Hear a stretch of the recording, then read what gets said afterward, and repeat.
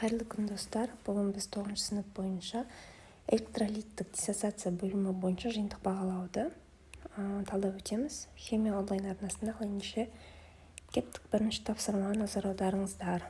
Төмендегі суретте көрсетілген процесті атаңыз дейді. Сіздерге берілген мына сурет калий ионы, хлор ионы, бұлар бізде диссоциация процесі болып аталынады. Осы жоғарыда ұсынылған заттың химиялық байланыс түріне сәйкес диссоциациялану механизмін түсіндіріңіз.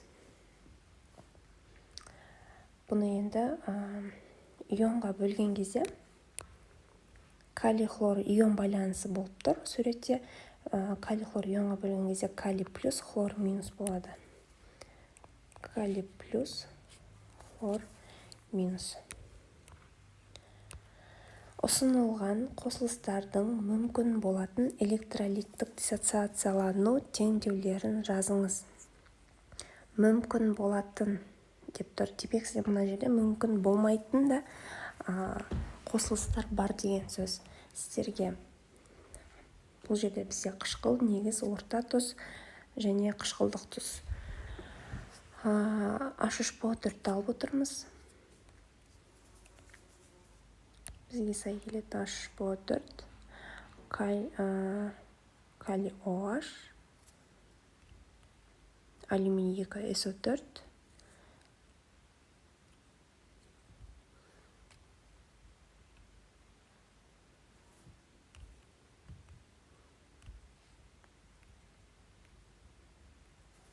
алюминий 2 SO4 және натрий HCO3. Қаланы бізге сай келмейді. Қышқылға біз H3PO4 жазып отырмыз. Бұны енді диссоциациялану теңдеуін жазатын болсақ, да ол бізде 3H плюс PO4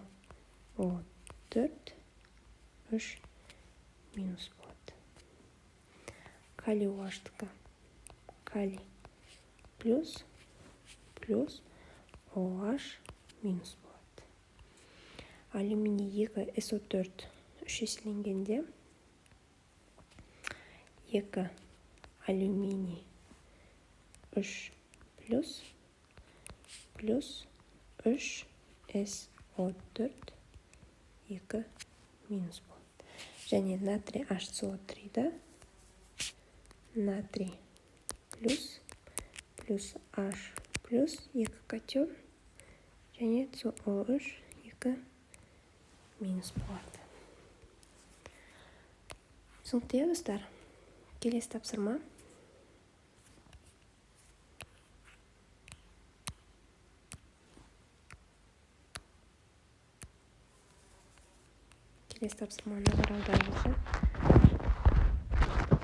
Берілген заттардың ішінен реакция нәтижесінде тұнба, газ және су түзілетін реакцияны анықтай отырып, молекулалық, иондық және қысқартылған теңдеулерін жазыңыз. Натрий гидроксиді, азот қышқылы, темір үш валентті хлориді және калий карбонаты берілген. Осы реагенттерді бірін-бірімен реакцияға түсіріп, тұнба, газ және су түзілетін реакцияны жазуымыз керек. Ең алдымен натрий гидроксиді мен темір хлоридін алдым. Бұл бізде тұнба түсіретін реакциялар.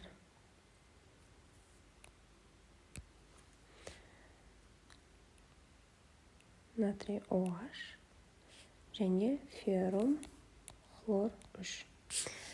Иондық реакцияны жазып кеттім. Бұл жерде сіздер екінші тұрған иондық реакцияда бірдей, оң жақта, сол жақта бірдей иондарды қысқарта отырып, қысқартылған теңдеуін жазамыз. Феррум 3 плюс, мұнда бізде феррум OH бізде тұнба болып тұр. Демек біз феррум 3 емес, H хлор минус қысқартамыз. Натрий қысқартамыз. Бізде феррум 3 плюс OH минус және феррум OH 3 тұнба түзіледі. Екінші реакция натрий гидроксиді, натрий OH және азот қышқылы HNO3. Дәл солай иондық реакция жаздық. Бұл жерде де дәл солай қысқартамыз. Натрий мен натрий кетеді.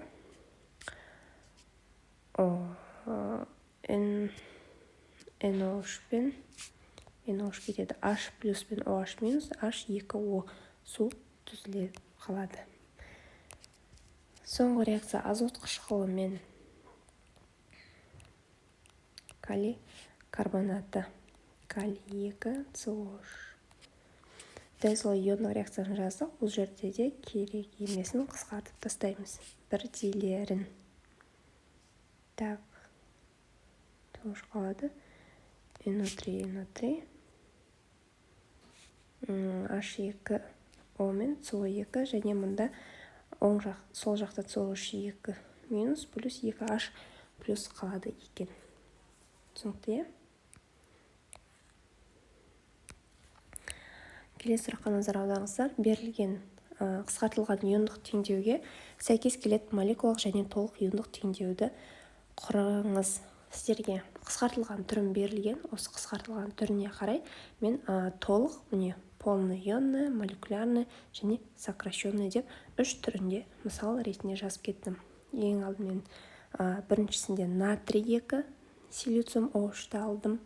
H2SO4 пен реакцияға түскен кезде. Ал екіншісінде алюминий OH еселенгенге H хлорды қосқанда біз осындай сокращенный түрін аламыз. Міне, мынау бізде иондық, мынау қысқартылған, мынау молекулярный түрі. Үшіншісінде HNO3 натрий OH бізде су түзілу керек. H пен OH.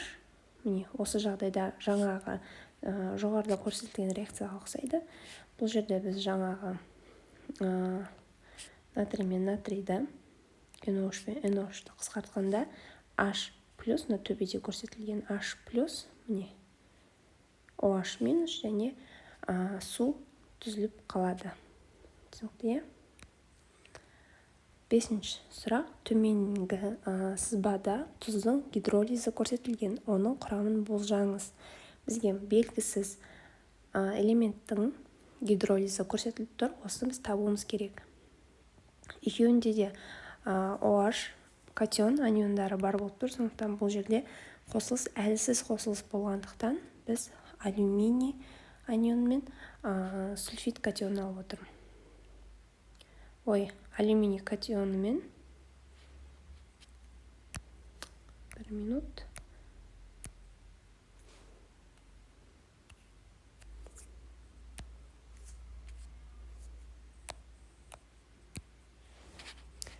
Алюминий 3 плюс және анион ретінде сера 2 минус. Алюминий сульфиді қосылысы шығады екен. Осы қосылыстың гидролиздің молекулалық және иондық теңдеулерін растаңыз. Міне астынан мен сіздерге гидролизді көрсетіп кеттім. Осы тұз ерітіндісінің ортасын анықтаңыз. Бұл бізде әлсіз болғандықтан алюминий OH тұнба болып түседі. Ол бейтарап орта екен. Бұл біздің 9-шы сыныпқа арналған БЖБ номер 1